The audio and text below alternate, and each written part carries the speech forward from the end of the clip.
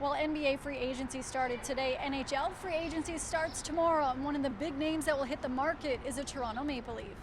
I know everyone's probably asking you about Austin or Willie, but Ryan O'Reilly, big name out there. Is this something you guys people are texting each other in this, or it's out of your guys' control? You're just like, what happens, happens? I think, it's kind of hard. You want to try to obviously have an impact as much as you can about bringing, especially someone of his caliber and his presence just in a locker room back.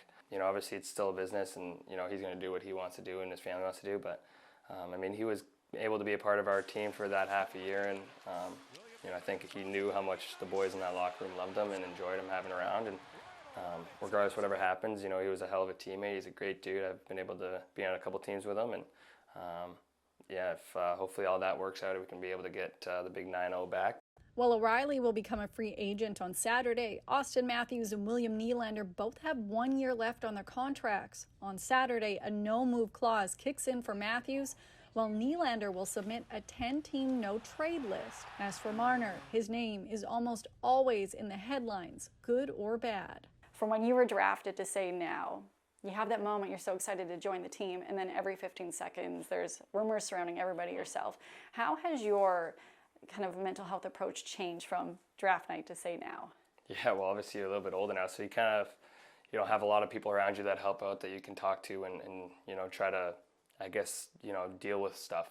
Pressure's a great thing to have, but also if you just let it kind of eat you up sometimes, it can, take over. So you got to let your feelings speak, and you got to talk to people and, kind of get some help, I guess, every once in a while. And that's something that I'm not afraid to try to do and, talk about. And I think a lot of guys on our team are the same way. Another uncertainty with the team until a few days ago would be whether or not Sheldon Keefe would return as head coach.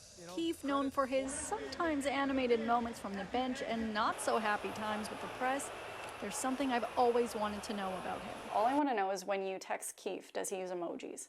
That's a good question. I don't know if he's really used emojis ever, but he's always with the exclamation mark and excitement. In other huge hockey news, it was announced the formation of a women's hockey league that will launch in January. It will combine the Premier Hockey Federation as well as the Professional Women's Hockey Players Association. It's not known yet how the rosters will be formed or if this will impact the Toronto Six. For City News, I'm Lindsay Dunn.